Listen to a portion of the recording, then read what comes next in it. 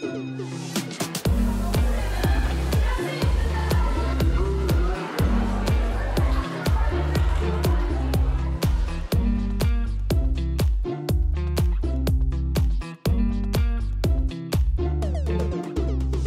à toutes et à tous, je suis ravie de vous retrouver dans ce nouveau numéro d'Isermag qui met à l'honneur les collèges. Et c'est d'ailleurs Aya qui est lycéenne aujourd'hui, mais qui a participé il y a 2 ans en tant que collégienne à la mise en place de la cour Oasis dans son collège Fernand Léger à Saint-Martin-d'Air. On va y revenir. Pour l'heure, on se trouve ici au collège François Truffaut de l'île d'Abo qui a bénéficié d'importants travaux et aménagements mis en place par le département. C'est d'ailleurs pas tout à fait terminé. Dans un instant, je retrouverai Cathy Simon, elle est vice-présidente en charge de l'éducation.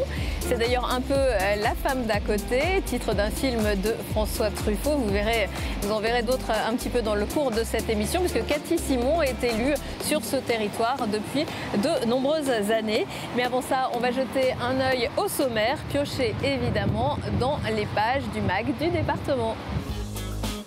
Roulez malin grâce à la belle via qui relie la Drôme à la Haute-Savoie en traversant notre département. La partie iséroise qui rejoindra également une chrono-vélo est en cours de finition.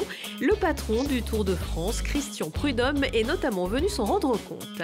Cette terrasse sur 4 niveaux différents, ce n'est pas à Babylone mais les jardins du musée dauphinois au-dessus de Grenoble qui sont désormais entièrement accessibles au public. Une fenêtre aussi sur les bâtiments et sur toute la chaîne de Beldon. Et puis en partant de son fond photographique et vidéo, le musée de la Résistance et de la déportation de l'Isère vous plonge au cœur de la libération en août 1944. Une visite immersive entre sidération, peur et joie.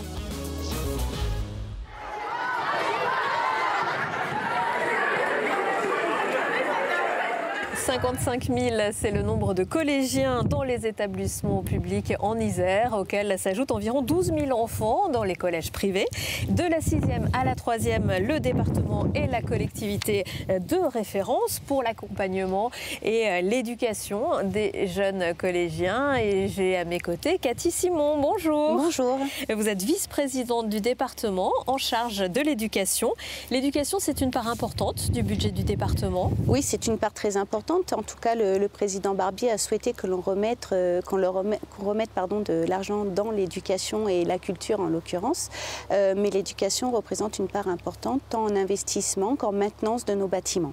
Alors nous sommes ici justement dans un collège qui a bénéficié d'importants travaux.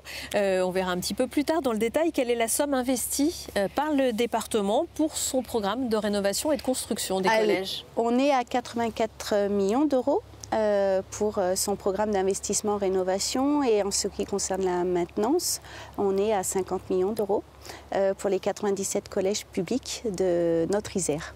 C'est une part importante, effectivement. Alors face aux enjeux de la transition énergétique, évidemment, maintenant, on pense différemment, on construit des collèges plus durables. Oui, alors nous, on avait vraiment pris la mesure dès 2015 à notre arrivée, où on s'est inscrit tout de suite dans la politique air, énergie, climat, mais pas que. On s'est dit qu'on arrêtait le saupoudrage en termes de rénovation, investissement, et qu'il fallait vraiment reconstruire pour l'avenir de nos enfants. Donc ce que l'on construit ici, en l'occurrence sur cet établissement, on espère que ça tienne au moins 30 ans. Alors qu'est-ce que vous avez fait sur cet établissement? C'est un petit peu particulier, je crois.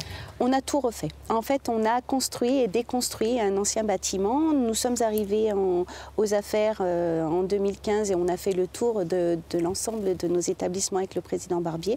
On a listé les priorités. Celui-ci, au départ, n'était pas forcément une priorité. La priorité était de rénover la fonction énergétique, mais pas forcément de tout refaire. Et puis, il s'est avéré qu'au fil du temps et de nos différentes visites, il fallait refaire entièrement l'établissement. Ça a été un marché global des performances, c'est-à-dire qu'on avait un appel d'offres qui a été global et où l'ensemble des coordinateurs à l'intérieur ont travaillé grâce aussi avec une maîtrise d'œuvre qui a été extraordinaire. Alors ces bâtiments donc sont plus énergétiques, il y a même encore des travaux de l'autre côté et on n'entend pas. J'allais dire heureusement, ça veut dire qu'on a bien travaillé, on n'entend pas et les élèves sont en cours actuellement, donc tant mieux, il y a les pelleteuses. En fait, on a livré le collège parce que ça nous semblait important de livrer cette première tranche qui était le collège pour que les enfants puissent étudier. Et ce que l'on fait ensuite, c'est la cour Oasis que vous avez vu derrière, les logements de fonction et aussi le plateau sportif sur lesquels on s'était engagé à le mettre en place. Alors la cour Oasis, on peut peut-être en dire un mot. Il y a déjà des cours Oasis qui ont été livrés dans le département, notamment au collège Fernand Léger de Saint-Martin-d'Air, d'où est issue Aya qui a aidé, qui a contribué à préparer cette cour Oasis. Qu'est-ce que c'est? Quelle est l'idée? Alors, on avait des cours qui étaient très bétonnés et en fait, il fallait construire des îlots de fraîcheur, mais pas que. Il fallait aussi réinvestir les cours. Bien souvent, elles étaient entretenues par des élèves qui arrivaient, qui jouaient au foot et puis finalement le reste des autres élèves étaient dans des coins.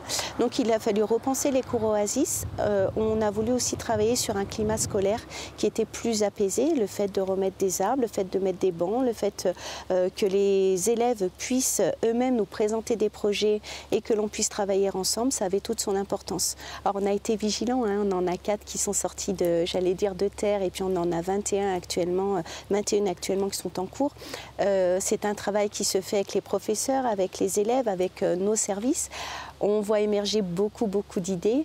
Donc je ne vous cache pas que les pentaglisse, les pistes de cartes, les piscines, on évite. Mais en tout cas, on essaye de travailler ensemble pour que la cour puisse ressembler en tout cas à ce qu'ils ont envie qu'elle ressemble. Pour que ce soit des lieux de vie aussi pour les jeunes qui ont peut-être des difficultés d'accès. Tous les collèges, vous les rendez de plus en plus accessibles? Alors la loi nous a obligés, donc on les a rendus accessibles dès notre arrivée aussi. Donc là, sur l'accessibilité, tous nos collèges sont équipés, j'allais dire. Donc les travaux ont été faits, ça a été une priorité.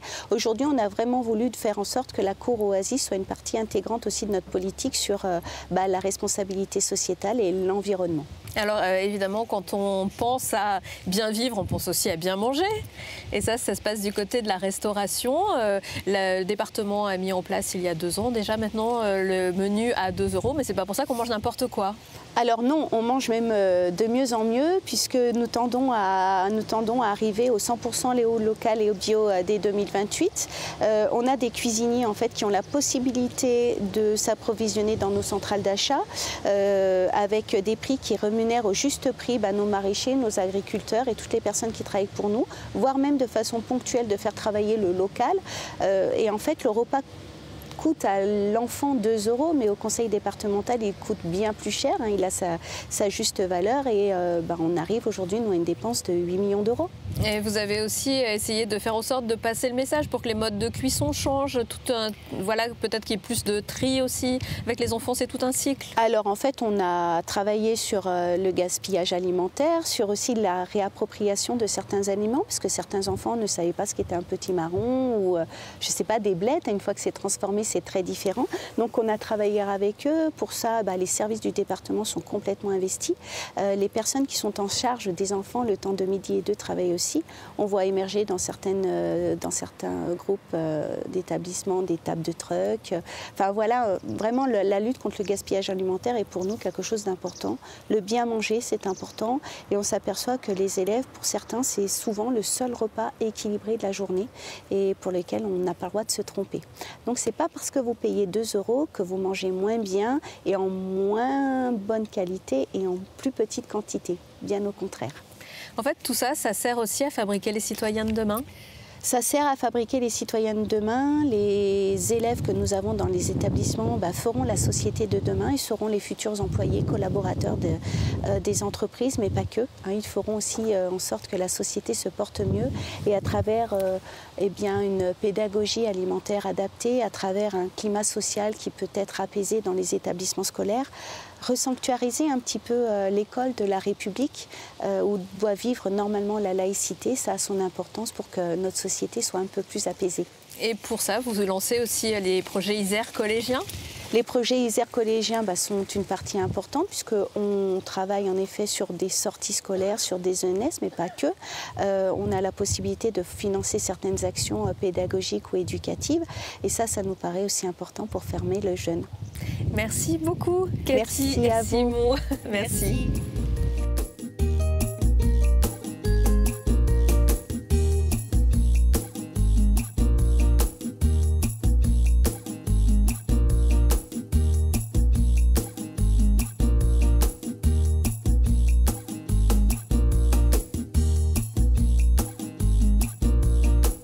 Ici, on se trouve au collège François Truffaut. Pas question pour nous de faire les 400 coups. De toute façon, la principale veille, je vous propose d'aller la retrouver tout de suite.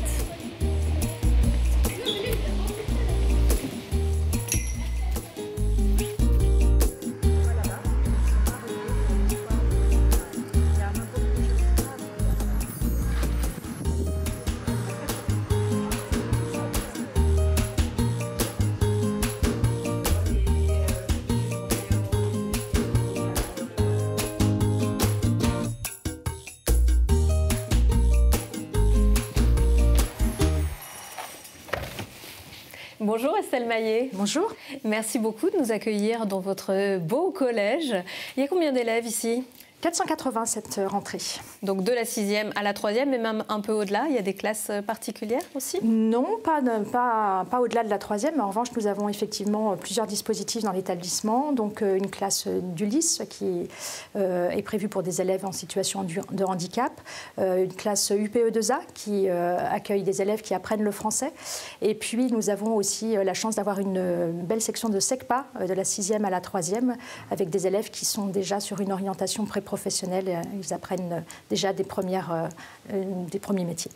Alors, en plus, ces élèves sont très bien accueillis. Depuis quelques mois, on a fait un petit tour dans le collège qui est un collège tout neuf. C'est aussi tout neuf pour vous puisque vous avez fait votre rentrée en septembre. Votre première réaction ? Un grand plaisir d'arriver dans un établissement où finalement on n'a pas suivi la période du chantier, mais tout est opérationnel. C'est un établissement très agréable. Tous les usagers me le disent en comparant avec l'ancien collège. Il y a des petits réglages évidemment encore en cours, mais très peu. C'est assez fonctionnel et très bien prévu. Alors ça a été pensé pour tous ces élèves, mais aussi pour le personnel, c'est aussi agréable de travailler dans un environnement. Oui, ils ont d'ailleurs largement participé aux travaux de concertation sur la préparation du projet architectural.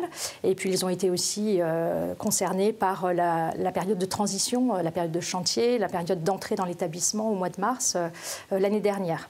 Et pour les parents aussi, c'est une bonne surprise. Tout à fait. Donc le collège Truffaut à l'île d'Abo est tout neuf. J'entends que ça se raconte beaucoup dans le quartier. On est un collège de proximité. Et les parents étaient très fiers quand ils sont venus aux réunions de rentrée début septembre de découvrir. Ils s'arrêtaient pour commenter et me dire leur fierté de voir ces beaux locaux. Et c'est vrai qu'un environnement agréable et respectueux de tous, c'est aussi des très bonnes conditions pour apprendre. Donc je pense que c'est très important d'avoir un établissement moderne qui est adapté à la pédagogie contemporaine. Et ce sont de très bonnes conditions de travail pour tous ces élèves. Et ces élèves sont fiers de leur collège ? Tout à fait, ils sont fiers du collège François Truffaut. Merci Estelle Maillet.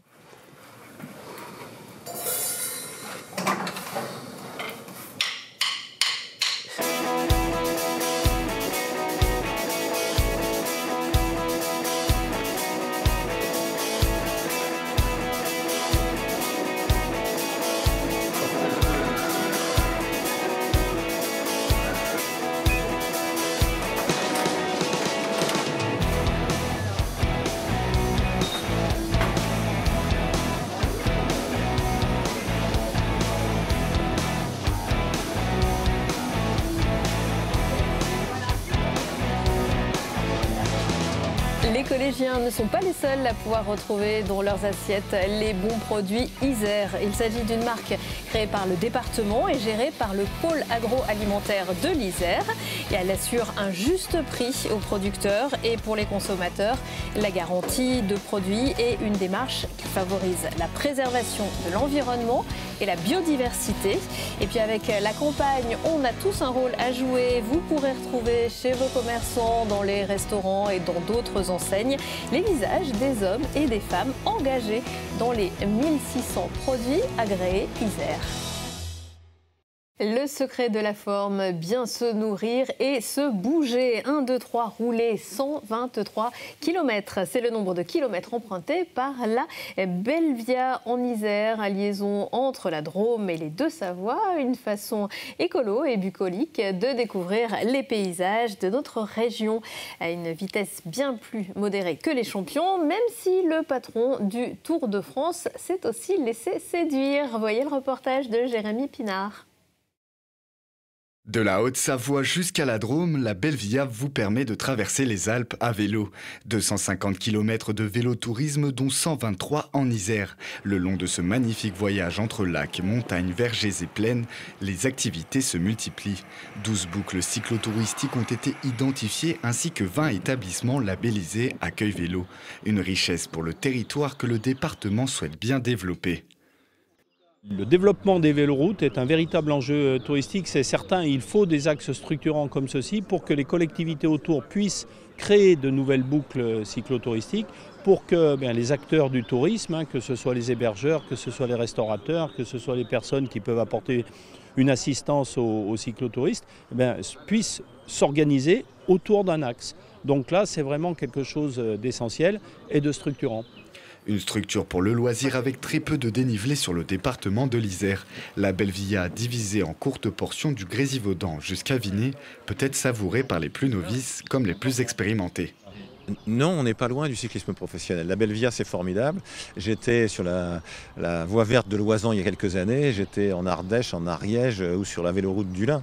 Le lien entre la bicyclette du quotidien et le vélo des champions et des championnes, on fait tout pour le densifier depuis des années. Et grâce à ça, grâce à des réalisations comme ça, ça va évidemment donner une attractivité supplémentaire. En plus là, c'est fait pour les gens comme moi. C'est tout plat et on voit les paysages du Vercors ou de la Chartreuse faits pour les champions et les championnes.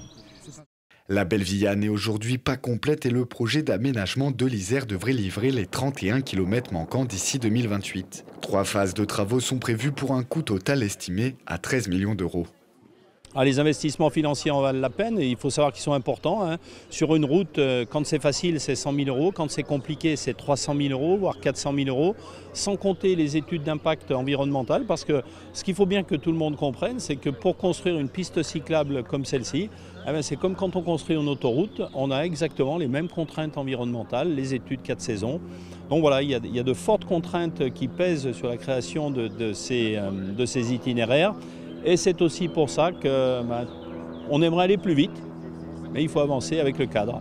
Parmi les aménagements, le département de l'Isère prévoit la reconstruction du pont entre La Terrasse et Tencin pour élargir ce dernier et y insérer une voie cyclable. Un chantier considérable dans l'attente des autorisations administratives. Et si vous aimez les grandes courses, sachez aussi que le Tour de France masculin devrait faire son retour en Isère en 2025. Autre balade, mais plus contemplative, direction les jardins du musée dauphinois qui surplombent l'Isère. Ils ont rouvert à la rentrée après plusieurs mois de travaux.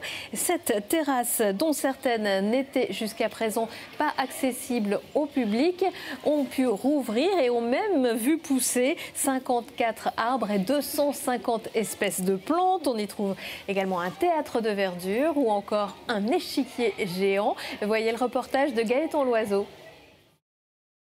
Les jardins du musée dauphinois ont fait peau neuve, plus d'accessibilité, plus d'arbres, avec toujours ce large panorama sur la ville. Le directeur du musée revient sur l'objectif de ces travaux. Nous souhaitions valoriser ces espaces extérieurs qui jusqu'à présent étaient certes accessibles pour partie seulement. Donc désormais certaines parcelles qui n'étaient pas accessibles le sont. Il y a également une accessibilité pour les personnes à mobilité réduite. Vous avez aussi une mise en lumière qui est prévue dans cette opération qui permet plus d'événements nocturnes et puis d'avoir des manifestations plus nombreuses en extérieur au musée dauphinois. Rénover ces jardins nichés au-dessus des quais de Grenoble n'a pas été de tout repos. Les travaux ont été assez spectaculaires parce que certaines pièces et gravats ont été amenés par voie d'hélicoptère parce qu'il n'y avait pas de voie d'accès. Donc des travaux spectaculaires, des travaux d'envergure. 1,2 million d'euros ont été investis dans ces jardins. Le tout pour renforcer l'attractivité du lieu. C'est d'ailleurs dans un but de promotion que des visites guidées sont organisées. Avec à la clé quelques anecdotes. Et à l'époque, ils avaient tout fait à la main. Parce qu'on a vu des échafaudages, des brouettes avec des rampes. Des choses très très compliquées, mais tout à la main. Et aujourd'hui, c'est plus du tout possible. Toutes les terrasses, elles n'avaient pas été faites, elles avaient été aussi faites pour produire des fruits, produire des légumes, parce qu'il faut bien savoir que le couvent était en autonomie complète. Et pour sa première journée d'ouverture, le lieu s'est offert quelques parties d'échecs et un concert, de quoi profiter pleinement de l'endroit. Plus qu'à attendre le printemps pour voir fleurir ce nouveau jardin.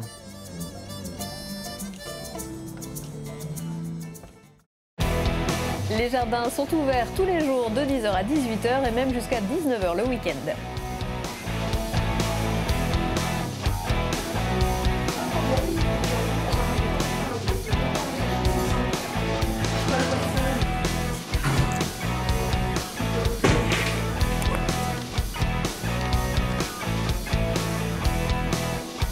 Allez, c'est l'heure du cours d'histoire à présent. Après le débarquement des forces alliées en Normandie le 6 juin 1944, il faudra attendre le 15 août pour voir arriver les forces alliées en Provence. Les premiers GI américains arriveront avec leur Jeep en Isère le 22 août et les derniers soldats américains quitteront le nord du département 10 jours plus tard. Les 80 ans de la Libération ont bien sûr été fêtés comme il se doit, notamment au musée de la Résistance et de la déportation de l'Isère. Et le temps d'une soirée, la rue Hébert à Grenoble et la cour du musée étaient en fête avec un dress code bleu, blanc, rouge, des airs d'époque, des danseurs de tous les âges, des flonflons, de l'accordéon et même des GI. Mais pour ne pas oublier qu'à cette époque, la joie s'est aussi mêlée à la douleur, à la colère, le musée propose depuis fin août une exposition immersive qui vous transportera dans les tumultes des journées d'août 1944. Une grande séquence émotion. Voyez le reportage de Maxime Sennen. Pas de repos pour le travail de la mémoire. Au musée de la Résistance et de la déportation de l'Isère, c'est une année un peu particulière. L'occasion parfaite pour se renouveler. Cette année, nous sommes dans le cadre du 80e anniversaire de la Libération. Et donc, pour accompagner cet anniversaire, le musée a fait le choix de faire ressentir aux visiteurs les émotions qui ont pu traverser les Iséroises et les Isérois lors de ces journées de la Libération. Le musée a ressorti des images et des vidéos d'archives locales, parfois encore inconnues du grand public, pour les assembler dans une expérience immersive. Les visiteurs peuvent regarder les différentes séquences à 360 degrés qui retracent les nombreuses émotions, joie, colère, peur ou espoir de la libération de Grenoble. Le développement de projets comme celui-ci, comme l'expérience immersive, ça contribue aussi à capter aujourd'hui une génération qui est déconnectée de manière générationnelle avec la Seconde Guerre mondiale, puisque aujourd'hui, il reste vraiment qu'une poignée de personnes ayant vraiment vécu cette période-là. Une initiative qui prépare le musée à l'arrivée des classes scolaires en novembre, lorsque le programme abordera la Seconde Guerre mondiale. Mais en attendant, il y a déjà des petits curieux. Il y a eu un passage où il y avait beaucoup de tombes, les passages un peu violents comme ça, c'était assez marquant. La Libération, ce ne sont effectivement pas que des scènes de liesse, de joie, mais c'est aussi une réalité, et notamment il y a des images assez dures. L'expérience n'hésite pas à choquer le visiteur. Comme avec ce passage où 6 miliciens sont amenés au peloton sur le cours Beria le 2 septembre 1944. Je n'avais jamais vu de film et de ces exécutions, quoi. Donc, oui, quelque part, c'est assez terrible parce qu'on se dit que c'est des jeunes de chez nous et là, on les voit vivants et l'instant d'après exécutés. Donc, oui, c'est assez violent. Enfin, c'est bien sûr que d'un seul coup, on remonte en arrière et on prend la force de ces images. Un ajout complémentaire pour le musée qui jusque-là survolait la période de la Libération. Je trouve que c'est une expérience enrichissante. Je n'ai pas connu la Libération, donc pour moi c'est quelque chose d'important. Déjà le musée en lui-même est très intéressant, mais là ça apporte beaucoup de choses en plus. Pour bien comprendre le contexte historique et l'ampleur de la résistance iséroise, il est conseillé aux spectateurs de visiter le musée entier. Et dans l'agenda également, viens voir les comédiens, voir les comédiennes. Comme les autres musées du département, la maison Bergès à Villarbonneau participe à la saison Déshabillez-nous et avec l'exposition au spectacle fait le lien entre l'ingénieur amoureux des arts et le spectacle du costume à l'affiche. La famille Bergès s'est en effet passionnée pour les pièces de théâtre de Sarah Bernhardt et autres artistes du 19e siècle. Un seul lieu, plusieurs possibilités. Événement incontournable de l'automne, la foire de Grenoble vient reprendre ses quartiers du 1er au 11 novembre à Alpexpo. Un lieu de rencontre, d'échange et de partage et une offre complète de produits et de services. Avec aussi tous les jours des animations et une exposition immersive sur le thème cette année de la piraterie et des Caraïbes. Les plus courageux pourront même embarquer à bord du bateau pirate. 22 v'là le cirque. La 22e édition du Festival international du cirque Auvergne-Rhône-Alpes installe son chapiteau au Palais des Sports de Grenoble du 21 au 24 novembre.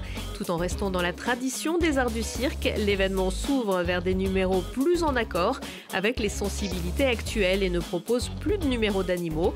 Mais les 22 numéros nationaux et internationaux d'équilibristes, acrobates et magiciens sauront sans doute vous surprendre. Il est temps de refermer cet Isermag numéro 47. Retrouvez plus d'infos dans le magazine papier, disponible à l'hôtel du département et dans les maisons du département, mais aussi sur le site internet iser.fr. Merci de nous avoir suivis. À très bientôt.